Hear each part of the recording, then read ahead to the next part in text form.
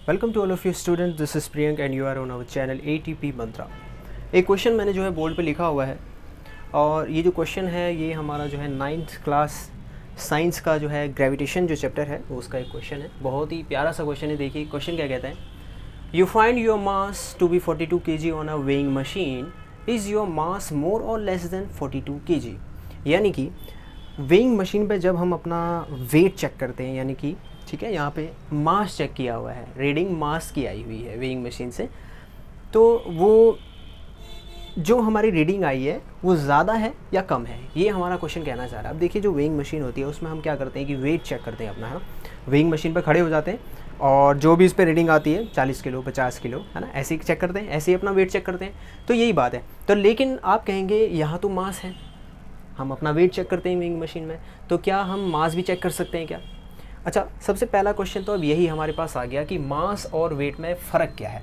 तो उसको अगर मैं यहाँ पे थोड़ा सा एक्सप्लेन करूँ तो देखिए मास जो होता है, एक होता है हमारे पास मास, एक होता है हमारे पास वेट। ठीक है जी। वेइंग मशीन वेट चेक करती है, ऑल गुड, लेकिन यहाँ पे इसने मास चेक किया हुआ है, तो क्या मास और वेट सेम चीज़ होती है क्या? ये हमारा क्वेश्चन होता है। नहीं, सेम नहीं होता है, डिफरेंस है दोनों में। और क्या डिफरेंस है उसको अभी थोड़ा सा ब्रीफली समझ लेते हैं। देखिए मास को हम कह सकते हैं क्वांटिटी, मास को आप कहेंगे क्वांटिटी,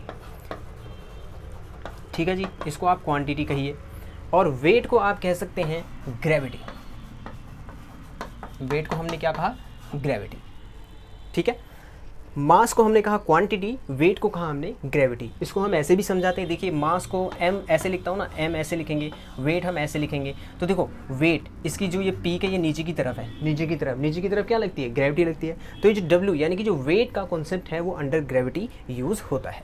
अभी अंडर ग्रेविटी से क्या मतलब है? देखिए इसको थोड़ा सा और सही से लिखेंगे तो हम कहेंगे अंडर ग्रेविटी लगने वाला फोर्स, ये होता है हमारा वेट।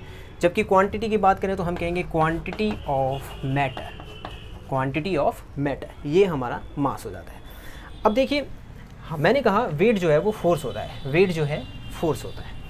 अंडर ग्रेविटी लगता है, ऑल गुड। ग्रेविटी का मतलब अर्थ की ग्रेविटी। कोई भी चीज़ जो गिरती है अर्थ की तरफ ही तो गिरती है, यानी कि उस पर अर्थ की तरफ एक फोर्स लगता है, वही फोर्स हमारा वेट होता है। वेट का फॉर्मूला आप सभी को पता है कि W = mg। आई होप ये पता होगा, नहीं तो बिल्कुल W का जो वेट का फॉर्मूला होता है वो मास इंटू ग्रेविटेशनल एक्सेलरेशन होता है। देखिए आप यहाँ पे देखिए जो फोर्स होता है F = ma होता है, तो m की जगह m ही है, यानी कि मास। और a क्या है? एक्सेलरेशन होता है, तो ये क्या है? Gravitational acceleration. यानी कि ये फोर्स एक तरीके से W फोर्स ही तो हो गई है ना। इस फॉर्मूले से भी हमने कंपेयर किया तो हमें ये पता चला कि हाँ ये W वाकई जो है फोर्स का ही तो फॉर्मूला है। यस एग्जैक्टली, तो वेट जो है फोर्स होता है। तो जब भी, अब आपको ये पता होना चाहिए कि जब भी हम फोर्स की बात करेंगे, जब भी हम वेट की बात करेंगे तो इसका मतलब सीधा सा ये हो जाएगा कि हम जो है अर्थ की तरफ कितना फोर्स मतलब लग रहा है। ठीक है, एक तरीके से अर्थ हम पे कितना फोर्स अपनी तरफ लगा रही है। भारी से भारी चीज़, हल्की से हल्की चीज़, सब जो है अर्थ की तरफ गिरते हैं, है ना, यानी कि एक फोर्स अर्थ की तरफ लगता है, तो वही जो है वेट डिफाइन करता है। जबकि मास होता है क्वांटिटी ऑफ मैटर। हर एक चीज़, हर एक ऑब्जेक्ट जो है छोटे छोटे पार्टिकल से मिलकर बना है, ठीक है, ये तो पता ही है। तो जो भी वो पार्टिकल्स यानी जो मैटर्स हैं वो कितनी क्वांटिटी में है वो उसका मास डिफाइन करती है। तो हम समझ गए कि मास और वेट बिल्कुल टोटली डिफरेंट है ना, ये बात हो गई। अच्छा, अब वेइंग मशीन का यूज़ हम वेट को चेक करने के लिए करते हैं। अच्छा देखिए W = mg, यहाँ पर W में m भी इन्वॉल्व है, यानी कि मास। तो यहाँ से हम अपना मास भी तो निकाल सकते हैं। अगर मैं m लिखूँ तो लिखूँगा W/g। यस, इसका मतलब साफ है कि जो वेइंग मशीन होती है वो हमारा वेट तो बताती है, वो हमारा ये वेट चेक करती है। लेकिन आजकल की इतनी एडवांस वेइंग मशीन हो गई है, वो क्या करती है, हमारा वेट जो पता लगा लिया उसने, जी से उसको डिवाइड कर देती है। जी की वैल्यू तो सबको पता है 9.8 होती है ना, मीटर/सेकंड स्क्वायर। ये एक्सेलरेशन जो कि अर्थ सरफेस पे कांस्टेंट रहता है, जी की वैल्यू यही तो होती है। तो वो 9.8 से मल्टीप्लाई कर दे डिवाइड कर देगी तो हमारा मास भी आ जाएगा। तो आई होप ये दोनों चीज़ें, जो सबसे पहला क्वेश्चन हमारे माइंड में आता है कि मास और वेट, वेइंग मशीन तो वेट मेजर करता है, मास और वेट में डिफरेंस है। अच्छा, वेइंग मशीन दोनों को बता सकती है, मास भी वेट भी, बिल्कुल ऐसे। वेइंग मशीन ने हमारा वेट बताया और एडवांस मशीन थी तो उसने 9.8 से डिवाइड करके हमें जो है हमारा मास भी बता दिया। आजकल की जो वेइंग मशीन है वो कैलिब्रेटेड रहती हैं। हम चाहो तो मास निकालो, चाहो तो वेट निकालो, इवन उनको फिक्स भी कर लो, बहुत सारे फंक्शंस उसमें है ना, तो इस पर कंफ्यूज नहीं होना है, मास और वेट है ना, तो बिल्कुल ठीक है। अच्छा, ये तो हमारी समझ में आ गया। चलो आई होप कि आपको जो है ये चीज़ क्लियर हो गई होगी। अब कुछ और बात करते हैं। देखिए अब क्वेश्चन पे आ जाते हैं। ये तो एक बेसिक सी चीज़ थी जो समझने वाली थी। क्वेश्चन पे अगर हम आएंगे तो हमारा क्वेश्चन देखिए क्या कह रहा है। अच्छा ठीक हो गया, ठीक है, तो ठीक हो गया, वेइंग मशीन ने मास बता दिया जो कि 42 kg है किसी का। अब क्या ये 42 kg ज़्यादा होता है या कम होता है? क्या मतलब ज़्यादा होता है कम होता है? जब वेइंग मशीन ने हमारा वेट बता दिया, ठीक है, जैसे इसका वेट है 42 kg, अब इसको अपना वेट पता नहीं है, ये जाएगा वेइंग मशीन पर खड़ा हो जाएगा और उस पर देखेगा 42, बस ऐसे ही तो करते हैं हम सब। तो हम वहाँ पे क्या दिक्कत है? हम तो ऐसा कभी नहीं सोचते कि यार ये कम है ज़्यादा है क्या है, 42 kg, हाँ, लेकिन असल में ऐसा नहीं है। जो वेइंग मशीन ने जो हमारा वेट बताया है उसमें और जो हमारा एक्चुअल वेट है उसमें फ़र्क है। बड़ा इंटरेस्टिंग है। देखिए तो इसका मतलब यहाँ पर आता है ट्रू वेट का कॉन्सेप्ट। किसका? इसको थोड़ा सा देखेंगे, ट्रू वेट का कॉन्सेप्ट आता है। ट्रू वेट, आप कहेंगे ये ट्रू वेट क्या है? जैसा कि मैंने कहा, वेइंग मशीन जो एग्जैक्ट हम जो रीडिंग बताती है, जो हमारा वेट बताती है, उसमें और जो ट्रू वेट होता है उसमें फ़र्क होता है। अब वो कैसे पता चलेगा? वो इससे पता चलेगा जी। देखिए ट्रू वेट क्या होता है, ये ध्यान में रखने वाली बात है। ट्रू वेट जो होता है ना, वो होता है, उसको इस तरीके से लिखते हैं, apparent weight plus, apparent weight plus होता है buoyant force due to air. ये आपको ध्यान में रखनी है, ये पूरी बात आपको ध्यान में रखनी है कि देखो जी, जो ट्रू वेट होता है ना, वो होता है apparent weight plus buoyant force. इतनी बात ध्यान में रखनी है।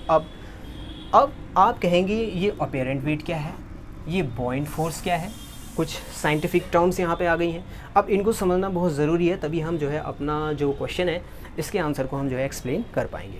तो ट्रू वेट का कॉन्सेप्ट यहाँ पे लगने वाला है। All good. अब मैंने आपको ये बताना है कि अपेरेंट वेट क्या होता है और ये buoyant फोर्स क्या होता है। ठीक है जी। अब हम बात करते हैं सबसे पहले, चलो जी अपेरेंट वेट को समझेंगे। All good. चलो, एक वेइंग मशीन है, चलो ये वेइंग मशीन है, इस पर जो है हम हो गया, एक बंदा हो गया खड़ा, है ना, अपना वेट चेक कर रहा है।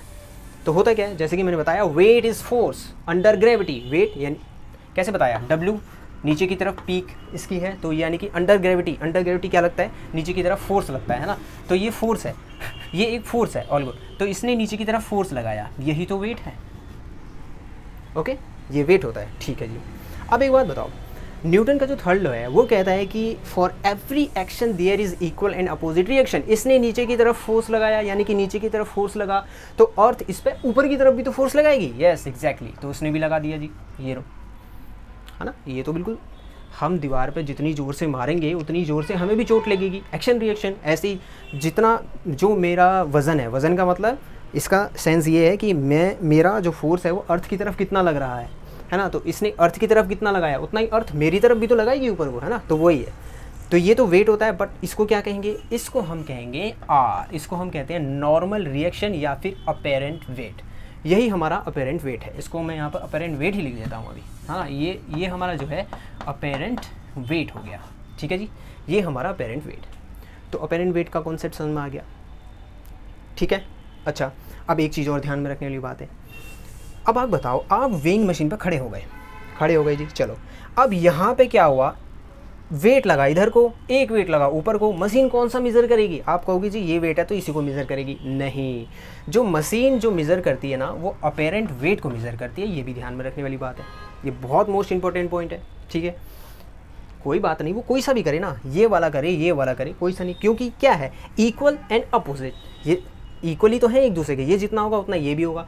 बस फ़र्क ये है कि ये अपोजिट डायरेक्शन में, ये ऊपर की तरफ है तो ये नीचे की तरफ है, बस इतना सही फ़र्क है।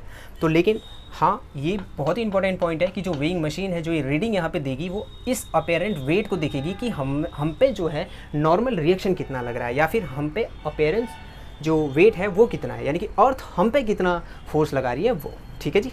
चलो, ये बात हो गई। ये तो हो गया हमारा अपेरेंट वेट का। ध्यान रहे, वेइंग मशीन अपेरेंट वेट को ही मेज़र करती है, यानी कि ये वाली वैल्यू ऊपर की तरफ, नीचे को वो मेज़र नहीं करती है। ठीक है, चलो, आई होप ये आपको क्लियर हो गया। अब हम चर्चा कर लेते हैं, ये जो दूसरी टर्म है, ये है buoyant फोर्स। ये क्या है? बॉइंट फोर्स को आप चाहो तो बॉयंसी कह लो या अपवर्ड फोर्स भी कह लेते हैं इसको, ठीक है। और इसी को ही हम बोलते हैं अपथ्रस्ट। क्या बोलते हैं? अपथ्रस्ट। देखिए इसके बहुत सारे नाम हैं, यहाँ पे लिख देता हूँ मैं। इसको बोलते हैं बॉइंट फोर्स, इसको आप बोल सकते हो अपवर्ड फोर्स, ठीक है। इसको हम अपथ्रस्ट भी बोलते हैं, कुछ भी कह लो, बॉयंसी भी बोल देते हैं, सब एक ही है, ठीक है। नाम अनेक लेकिन काम एक। अब वो काम क्या है? बॉइंट फोर्स यानी कि हमें पता है कि, ठीक है, अपवर्ड, इससे पता चल जा रहा है कि ये ऊपर की तरफ लगने वाला फोर्स है। जो बॉइंट फोर्स है वो ऊपर की तरफ लगने वाला फोर्स होता है, ठीक है। अब थ्रस्ट भी एक तरीके का फोर्स ही होता है, प्रेशर होता है। इसका मतलब भी वही है कि ऊपर की तरफ लग रहा है। और ये सब जो होती है, जो फिनोमिना है, ये बॉयंसी है ना। ये सब सारी चीज़ें एक ही हैं। अच्छा, अब ये फोर्स लगाएगा कौन? देखो ये जो लगाता है ना, ये फ्लूइड लगाता है। कौन लगाता है? फ्लूइड। और ये फ्लूइड कौन कौन से होते हैं हमें पता है, या तो एयर या होता है वाटर। फ्लूइड का मतलब होता है ऐसी चीज़ जो बहे। पानी बहता है, हवा बहती है, तो पानी और हवा जो होते हैं वो हमारे फ्लूइड में, फ्लूइड कहे जाते हैं, ठीक है, उन्हें फ्लूइड बोलते हैं। तो फ्लूइड जो है यानी एयर, जो वाटर जो है, हम पे एक बॉइंट फोर्स लगाएगा ऊपर की तरफ। बात समझ में आ गई? इसको आप ऐसे भी समझ सकते हैं ना, जैसे हमारे पास अगर एक कंटेनर है, इसमें वाटर रखा हुआ है, तो हम जो भी कोई चीज़ इस पर डुबाते हैं तो आसानी से डूबते नहीं है, उस पर जोर लगता है, ऐसा लगता है कि कोई एक फोर्स लग रहा है ऊपर की तरफ, है ना। एग्जैक्टली वो क्या होता है? ये वाटर, ये फ्लूइड है, ये वाटर ऊपर की तरफ इस पर बॉयंसी लगाता है, यानी कि अपवर्ड फोर्स लगाता है, यानी कि बॉइंट फोर्स लगाता है, यानी कि अपथ्रस्ट लगाता है ना। ये तो वाटर का केस हो गया। ऐसे ही मेरे साथ क्या होगा अगर मैं वेइंग मशीन पर खड़ा हो जाऊँगा, ठीक है। तो वेइंग मशीन पे मैं खड़ा हो गया तो मेरे आसपास पानी तो है नहीं, लेकिन हवा तो है। हवा जो वाटर के जो जो एयर के पार्टिकल्स हैं, जो मॉलिक्यूल्स हैं, वो मेरे को, जो एयर के पार्टिकल होंगे वो क्या करेंगे? मेरे ऊपर एक अपथ्रस्ट लगाएंगे, एक बॉइंट फोर्स लगाएंगे, ठीक है। तो अभी हमने कहा, ठीक है, बात समझ में आ गई, यानी कि एयर हम पे जो है बॉइंट फोर्स लगाती है। तो समझ में आ गया अपेरेंट वेट क्या है, बॉइंट फोर्स क्या है, यानी कि फ्लूइड, वाटर या फिर एयर हम पे जो ऊपर की तरफ अपवर्ड हो, इसको नाम याद रखो, बॉइंट force, upward force, that's it, ठीक है, ऊपर की तरफ लगने वाला फोर्स। चलो जी, अब अपने मुद्दे पे आते हैं। ये जो टर्म्स थी ये हमने समझ ली, ड्यू टू एयर, ठीक हो गया, buoyant force due to air लगेगा जब हम वेइंग मशीन पे खड़े हुए हैं। अब आप थोड़ा सा और यहाँ पे समझिएगा। वेइंग मशीन पे हम हुए थे खड़े इस तरीके से, है ना। ये हम पे नीचे की तरफ फोर्स, जिसे हमने वेट कहा, ऊपर की तरफ लगा नॉर्मल रिएक्शन, जिसको हमने अपेरेंट क्या बोला? वेट बोला, ठीक है। ये आदमी है। अच्छा जी, चलो, इस मशीन ने जो हमें रीडिंग बताई वो इस आर की बताई, आर यानी कि अपेरेंट वेट की बताई, जो होगा 42 kg, ठीक है जी।